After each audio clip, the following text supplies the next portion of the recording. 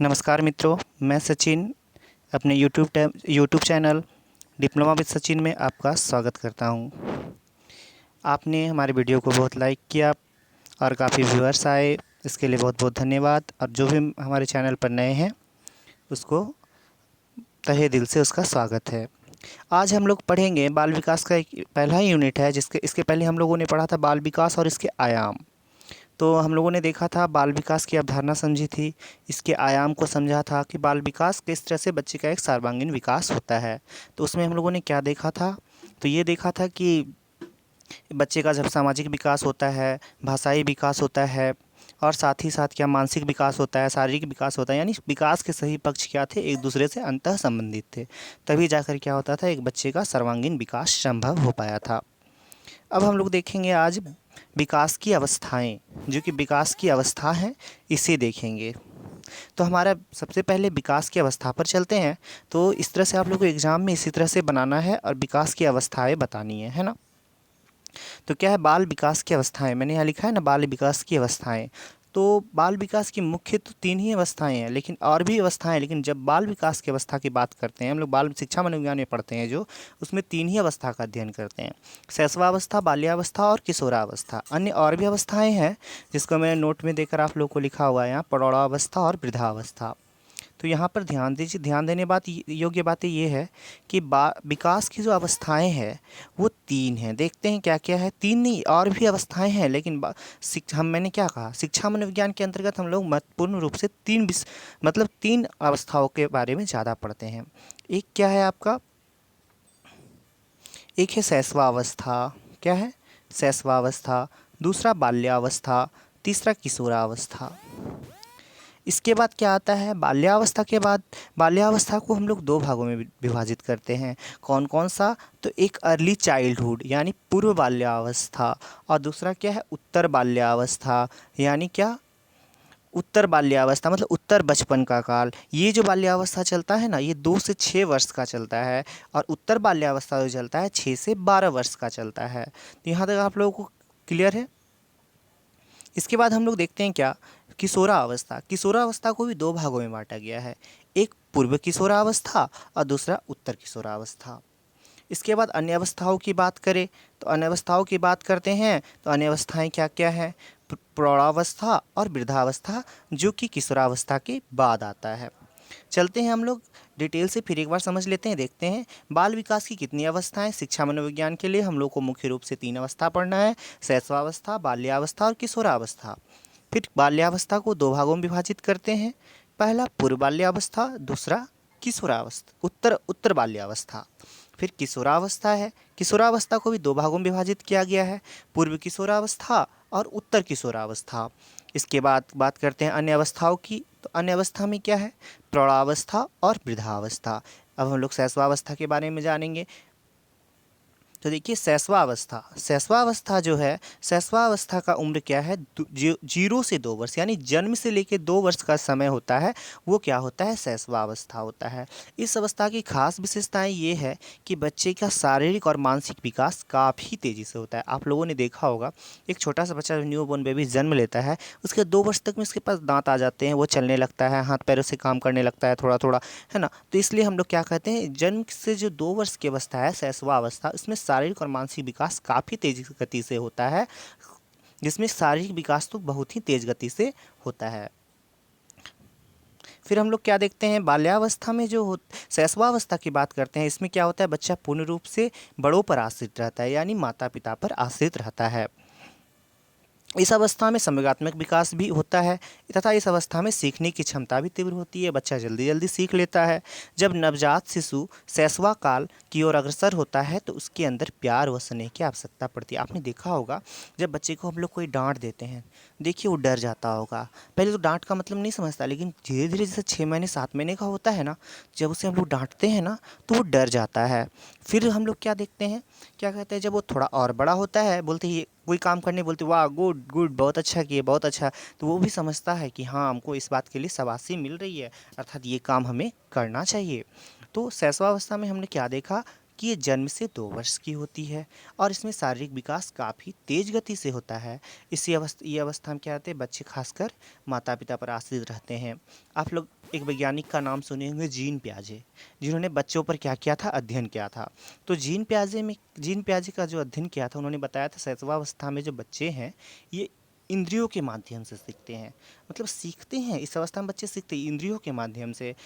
त्वचा, आँख, कान, नाक और जीवा के माध्यम से सीखते हैं। और बच्चे में वस्तु स्थायित्व का गुण गुण पाया जाता है। देखिएगा, कोई बच्चे को मतलब कुछ सामान हाथ में होगा, उसको उठा लीजिएगा, हटा के रख दीजिएगा। देखिएगा आप जैसे हाथ उठा के जहाँ तक ले जाइएगा, वो बच्चा है ना नज़र उठा कर वहाँ तक देखेगा कि आखिर ये वस्तु कहाँ जा रहा है। और जैसे मम्मी नहीं रहती है कभी रूम में, तो बच्चा रोने लगता है। क्यों रोने लगता है? क्योंकि उसमें वस्तु स्थायित्व का गुण पाया जाता है। उसे लगता है कि ज़रूर न ज़रूर ये आदमी यहीं कहीं है। आखिर मम्मी के नहीं रहने पर वो रोने लगता है। तो हम लोगों ने देखा क्या, शैशवावस्था जो बचपन की जिसमें नींव पड़ती है, जिस तो शैशवावस्था जन्म से लेकर 2 वर्ष का हो जाता है। तो आगे हम लोग देखते हैं इसके बाद बाल्यावस्था को। बाल्यावस्था जो होती है इसे 2 भागों में बांटा गया है। इसको बाल्यकाल भी बोलते हैं, चाइल्डहुड बोला जाता है। ये बाल्यावस्था को 2 भागों में बांटते हैं। कौन कौन सी अवस्था होती है? तो एक होती है पूर्व बाल्यावस्था और दूसरा मैंने बताया था उत्तर बाल्यावस्था।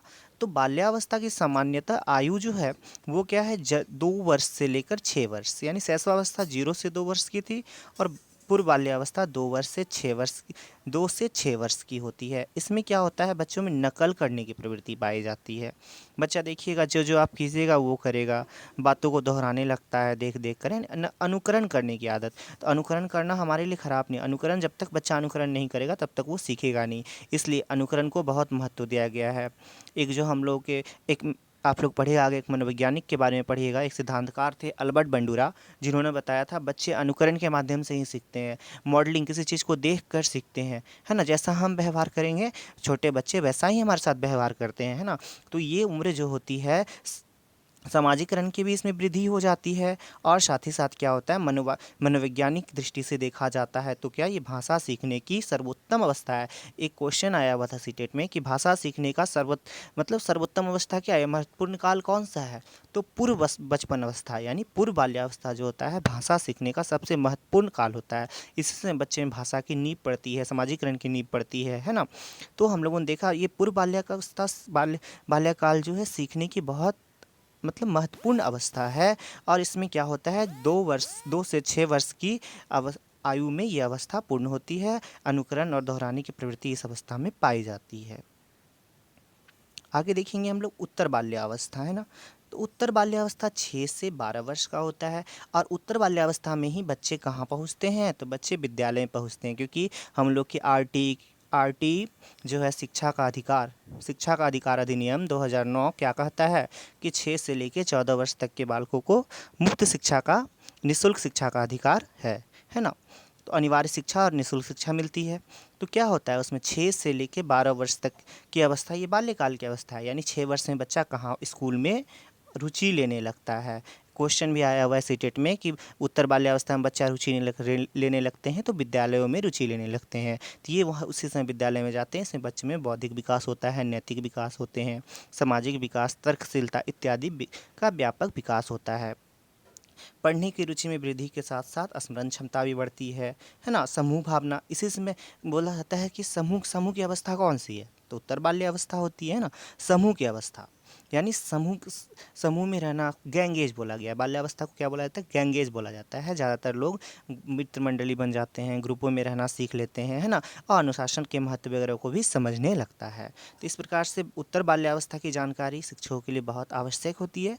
क्योंकि उत्तर बाल्यावस्था में बच्चे क्या करते हैं, विद्यालय में रुचि लेते हैं, विद्यालय में पढ़ने के लिए आते हैं। और इसी समय क्या होता है, उनमें काफ़ी तरह के परिवर्तन भी, ज़्यादा परिवर्तन नहीं लेकिन नैतिक और बौद्धिक परिवर्तन दिखाई देते हैं, सामाजिक परिवर्तन दिखाई देने लगते हैं, है ना। वो समूहों में खेलना पसंद करता है। आगे हम लोग देखते हैं किशोरावस्था। तीसरी अवस्था जो थी किशोरावस्था की थी। किशोरावस्था जो होता है ये चेंज की अवस्था है। मतलब क्या है, पूरी पूरी जटिलता की अवस्था होती है, चेंज पूरा चेंजेस आ जाता है हमारे बॉडी में, है ना। परिवर्तन की अवस्था कहा जाता है, तनाव की अवस्था, है ना, परिवर्तन की अवस्था, तनाव की अवस्था, ये सब सब क्या होते हैं, तो किशोरावस्था में होता है। ये 12 से लेकर 18 वर्ष की अवस्था तक होता है। टीन एज जो जानते हैं, टीन एज के नाम से जाना जाता है ना, इसको हम लोग एज ऑफ प्यूबर्टी भी कहते हैं, यानी यौनारंभ की अवस्था भी किशोरावस्था ही होती है। ठीक है, यह अत्यंत जटिल अवस्था होती है, साथ ही साथ व्यक्ति की शारीरिक संरचना में भी परिवर्तन दिखाई देते हैं। और कहा जाता है अधिकतम बुद्धि का विकास जो होता है सबसे ज़्यादा, वो कहाँ होता है, कब होता है, तो किशोरावस्था में होता है। इस अवस्था में किशोरों की लंबाई और भार दोनों में वृद्धि हो जाती है, साथ ही साथ मांसपेशियों में भी वृद्धि होती है। तो किशोरावस्था में ही लोग क्या करते हैं, इस अवस्था में अगर संगति अच्छी मिली, अच्छे गुण हुए, तो क्या करते हैं, उनका भविष्य बहुत ही क्या होता है, प्रकाशमय होता है। अगर ये अवस्था में संगति बिगड़ जाती है तो उनका भविष्य क्या हो जाता है, अंधकारमय हो जाता है। तो ये किशोरावस्था जो है हमारे फ्यूचर की, भविष्य की बहुत अच्छी अवस्था है। आगे हम लोग देखते हैं, यह अवस्था में क्या होता है इस काल में। इस अवस्था में किशोर दुश्चिंता एवं स्वयं से संबंधित सरोकार के भाव रखते हैं ना, मैं कौन हूँ, मैं क्या हूँ, ये सब जैसी भावनाएं जो आने लगती है, ये किशोरावस्था में आती है। किशोरावस्था में शारीरिक शारीरिक बदलाव होते हैं। इस अवस्था में मित्र, आपको मैंने बताया था सामूहिक एज, गैंग एज जो थी बाल्यावस्था की थी, लेकिन सक्रिय मित्र मंडली जो बनता है, एक्टिव मित्र मंडली जो बनेगा, वो कहाँ बनेगा, वो आपका किशोरावस्था में ही बनेगा। किशोरावस्था का एज कितना से कितना बताया गया आपको, तो किशोरावस्था का एज क्या था, किशोरावस्था का एज जो था आपका 13 वर्ष से लेकर 19 वर्ष से माना जाता है, कहीं कहीं 12 से 18 भी माना गया है।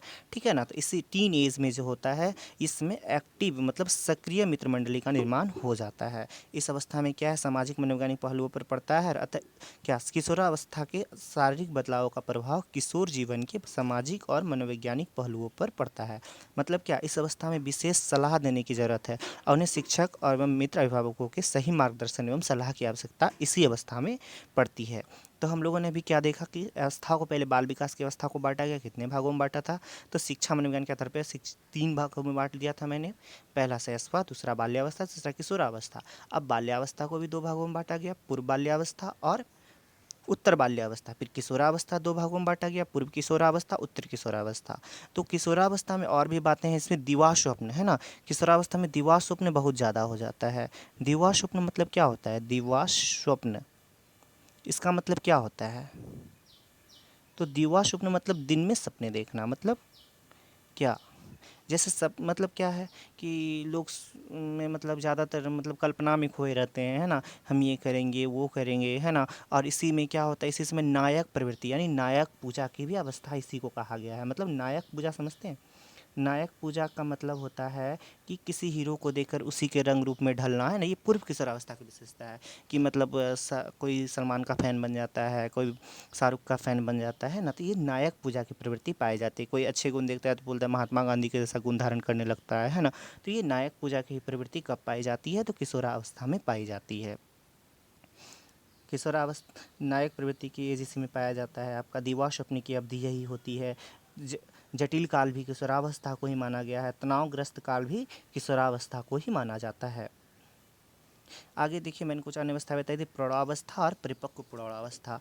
18 से 40 वर्ष की जो अवस्था होती है, ये प्रौढ़ावस्था की होती है ना। किशोरावस्था एवं युवा प्रौढ़ावस्था की कोई निश्चित उम्र सीमा नहीं है। यह अवस्था मानव विकास में एक निश्चित परिपक्वता ग्रहण करने से प्राप्त होती है। मतलब ज़्यादा परिपक्व हो जाते हैं लोग, इस अवस्था में परिपक्व हो जाते हैं, मैच्योरिटी आ जाती है ना। और इसी अवस्था में लोग काम की तलाश करते हैं, है ना, जॉब वगैरह की तलाश करते हैं। इसके बाद परिपक्व प्रौढ़ावस्था से संबंध है 40 से 65 वर्ष, यानी इसमें क्या होता है, शारीरिक विकास में गिरावट आ जाती है, बालों का सफ़ेद हो जाना, मांसपेशियों में ढीलापन आना तथा चेहरे पर झुर्रियाँ आना, ये सब क्या है, हम लोग का परिपक्व प्रौढ़ावस्था की विशेषताएँ हैं। आगे वृद्ध प्रौढ़ावस्था, ये तो लास्ट की अवस्था आ जाती है। इसमें लोग ज़्यादातर 65 से अधिक वर्ष की अवस्था है। शारीरिक क्षमता कमज़ोर हो जाती है, देखते हैं बूढ़े लोग ज़्यादा काम नहीं कर पाते हैं ना। सामाजिक आध्यात्मिक धार्मिक कार्यों में रुचि लेने जाते हैं, भजन कीर्तन वगैरह करने चले जाते हैं, है ना, तीर्थ यात्रा की ओर ज़्यादा ध्यान देने लगते हैं। ये सब जो अवस्थाएँ हैं वृद्ध प्रौढ़ावस्था की अवस्थाएँ होती है। तो हम लोगों ने जाना, क्या देखा कि आज हम लोगों ने ये जाना अभी कि किस मतलब अवस्थाओं को जाना। इसके पहले आयाम को जाना था, सर्वांगीण विकास किस तरह से होता है, सभी आयाम को मिलाकर भाषाई विकास, सामाजिक विकास, मानसिक विकास, संज्ञानात्मक विकास, शारीरिक विकास को मिलाकर क्या बनता था, हमारा सर्वांगीण विकास होता था। ये विकास के आयाम थे। आज हम लोगों ने क्या पढ़ा, मतलब अवस्थाओं को पढ़ा, विकास की अवस्था, बाल विकास की अवस्थाओं को पढ़ा। किशोरावस्था, बाल्य शैशवावस्था, किशोरावस्था, बाल्यावस्था, है ना। शैशवावस्था, बाल्यावस्था और किशोरावस्था। बाल्यावस्था को दो भागों में मैंने बांटा था, क्या, पूर्व किशोरावस्था, पूर्व बाल्यावस्था और उत्तर बाल्यावस्था। फिर किशोरावस्था की बात करते तो पूर्व किशोरावस्था और उत्तर किशोरावस्था, ठीक है। फिर प्रौढ़ावस्था, वृद्धावस्था। आगे हम लोग देखते हैं, अब जानेंगे विकास के सिद्धांत। बहुत इंपॉर्टेंट है दोस्तों विकास के सिद्धांत, इसको समझ लिए। सीटेट में बहुत सारे प्रश्न आते हैं। और साथ ही साथ आप लोगों के ये जो बाल विकास की यूनिट है, इसमें F2 और F3 दोनों में इससे प्रश्न बनेंगे। 20 नंबर के प्रश्न तो ज़रूर बन जाएंगे, ठीक है। तो ज़रा ध्यान से सुनिएगा, देखिएगा। आगे क्या है, हम लोग विकास के सिद्धांत को पढ़ेंगे। क्या पढ़ेंगे, विकास के सिद्धांत। ध्यान से समझिएगा, सीटेट में काफ़ी क्वेश्चन आते रहते हैं और आए हुए भी हैं। मैं आप लोग को जब MCQs करवाऊंगा तो उसमें मतलब उसमें आप लोग देखिएगा, खुद से आंसर दे पाएंगे। तो देखिए आगे, बाल विकास के सिद्धांत, है ना। बाल विकास के सिद्धांत। तो बाल विकास के सिद्धांत क्या कहता है, बाल विकास का सिद्धांत। पहला एक तो निरंतरता का सिद्धांत, यानी बाल विकास का सिद्धांत क्या है, विकास का सिद्धांत क्या है, निरंतरता का सिद्धांत। बाल विकास नहीं करके इसको सिर्फ विकास का सिद्धांत भी कह सकते हैं या बाल विकास का सिद्धांत भी कह सकते हैं, है ना। विकास का सिद्धांत क्या, निरंतरता का सिद्धांत, यानी विकास क्या होता है, निरंतर गति से होता रहता है, अर्थात ये कभी रुकने वाली प्रक्रिया नहीं है ना। ये एक निरंतर गति से चलता रहता है, ये कभी रुकने वाली प्रक्रिया नहीं है, इसलिए इसको एक सिद्धांत क्या हो गया, निरंतरता का सिद्धांत। फिर क्या है, सामान्य से विशिष्ट। विकास कहाँ जाता है, सामान्य से विशिष्ट। आप लोगों ने शिक्षा का सिद्धांत पढ़ा होगा, है ना। शिक्षण विधियों में सिद्धांत पढ़ा होगा, विशिष्ट से सामान्य की ओर, है ना। उदाहरण से नियम की ओर पढ़ा होगा। नहीं पढ़ा होगा तो मैं आगे बताऊंगा। लेकिन सामान्य से विशिष्ट का सिद्धांत देखिएगा आप। सामान्य से विशिष्ट का सिद्धांत मतलब विकास जो होता है सामान्य से विशिष्ट की ओर जाता है, यानी सरल से जटिल की ओर जाता है। जैसे मान लीजिए एक बीज है ना, पौधों को लगाने के लिए एक बीज हम लोग डालते हैं ना। बीज क्या है, एक सरल अवस्था है, यानी सामान्य अवस्था है। लेकिन जब उसमें पेड़ पौधे आने लगते, तना आ जाते हैं, पत्तियाँ आ जाती है ना, फूल आ जाते हैं, फल आ जाते हैं, ब्रांचेस आ जाती है, तो ये क्या है, विशिष्ट है। क्या है, पौधा क्या है, विशिष्ट है। यानी सामान्य से विशिष्टता का सिद्धांत, ये विकास का दूसरा सिद्धांत है। आगे हम लोग देखते हैं, क्या देखते हैं, एकीकरण का सिद्धांत। देखिएगा एकीकरण का सिद्धांत क्या कहता है। एकीकरण का सिद्धांत ये कहता है कि विकास एकीकरण होता है। यानी देखिएगा, पहले बच्चा पूरे मतलब एक उंगली से मतलब एक पूरे बॉडी का एक तरह से विकास होता है। एकीकरण मतलब एकीकरण हो जाता है उसके बॉडी का, मतलब पहले धीरे धीरे जब वो काम करता है ना, बॉल वगैरह को पकड़ने जाता है तो पूरे बॉडी से सोचता है हम पूरे बॉल को पकड़ लेंगे, पूरे शरीर से जाता है पूरे बॉल को पकड़ लेंगे, नहीं। फिर धीरे धीरे क्या करता है, एक हाथ से वो अपने क्या करता है, किसी सामान को पकड़ लेता है। यानी इससे हम लोग क्या कहते हैं, एकीकरण का सिद्धांत कहते हैं, है ना। आगे हम लोग देखते हैं क्या, निश्चित क्रम का सिद्धांत, है ना। तो बाल्यावस्था विकास का एक क्रम होता है, निश्चित क्रम होता है। वो सब लोग उस क्रम का पालन करते हैं, भले ही विकास की दर अलग होती है, लेकिन विकास की दर अलग होती है, लेकिन क्रम क्या होता है, निश्चित होता है। क्या, तो पहले शैशवावस्था होगा, शैशवावस्था के बाद बाल्यावस्था होगा, बाल्यावस्था के बाद किशोरावस्था आएगा और किशोरावस्था के बाद ही प्रौढ़ावस्था आएगा, उसके बाद ही वृद्धावस्था आएगा। यानी एक निश्चित क्रम का सिद्धांत का पालन करता है कौन, विकास। विकास का ये सिद्धांत है कि ये निश्चित क्रम का सिद्धांत का पालन करता है। आगे हम लोग देखते हैं अविलोम्यता का सिद्धांत, यानी विकास विलोम नहीं है, अविलोम है। मतलब विलोम मतलब उल्टा नहीं हो सकता। देखिए मैंने एक दो ग्लास बनाए, एक सीधा एक उल्टा, यानी सीधा तो होगा विकास लेकिन उल्टा नहीं हो सकता है ना। ऐसा है कि बाल्यावस्था के बाद बाल्यावस्था के बाद किशोरावस्था है, लेकिन किशोरावस्था के बाद बाल्यावस्था नहीं आ सकता, है ना। बाल्यावस्था के बाद शैशवावस्था नहीं आ सकता, लेकिन शैशवा के बाद ही बाल्यावस्था आएगा और किशोरावस्था के बाद ही प्रौढ़ावस्था आएगा। यानी अविलोम्यता का सिद्धांत यही कहता है कि विकास क्या होता है, तो एक गति से आगे बढ़ता है, यानी वापस नहीं आ सकता। विकास का कोई भी अवस्था वापस नहीं आ सकती है। आगे देखिए, चापाकार या वर्तुलाकार का सिद्धांत, यानी विकास सरल रेखा में नहीं होता है। क्वेश्चन भी आया हुआ है सीटेट में कि विकास कैसे होता है, तो विकास कभी सरल रेखा में नहीं होता, ठीक है, ये गलत है। विकास यू आकार में होता है, मतलब चापाकार होता है, सर्पाकार होता है। मतलब देखिएगा, हाथ पैर का विकास है ना, इस तरह से अलग गति से होता है विकास, यानी सीधी गति से नहीं होता, सरल रेखा में नहीं होता। जैसे एक पेड़ की टहनी का विकास का सीधी गति में होता है, कभी इधर विकास होता है, कभी ब्रांचेस बनते हैं, कभी फ्लावर बनता है, कभी फ्रूट बनता है, उस तरह से हमारे शरीर में, है ना, कि मतलब जो हम लोग का बॉडी शरीर है, एक एक शरीर में सीधा विकास नहीं होता, हाथ पैर का विकास होता है ना, पैर का विकास होगा, हाथ का विकास होता है, बाजू का विकास होता है। तो ये क्या होता है, हम लोग ये क्या है, चापाकार या वर्तुलाकार सिद्धांत, जिसे क्या कहते हैं, इसलिए कहते हैं विकास सरल रेखीय नहीं होता है, विकास क्या होता है, वर्तुलाकार होता है।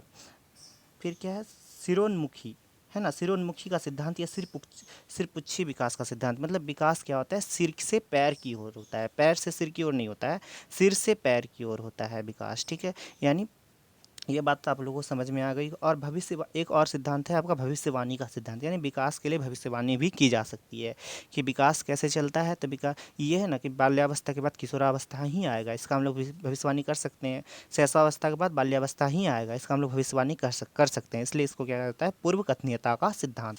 विकास में पूर्व कथनीयता का सिद्धांत भी काम करता है। तो आप लोग बताइएगा दोस्तों कैसा लगा ये वीडियो, और इसके बाद भी मैं आगे और भी कंटेंट्स डालूँगा। आप लोग बताइएगा इसके बाद कौन सा चैप्टर लेना है, मैं कमेंट सेक्शन में लिख दीजिएगा, मैं ज़रूर आगे आगे चैप्टर आप लोगों को बताऊंगा। ठीक है, धन्यवाद।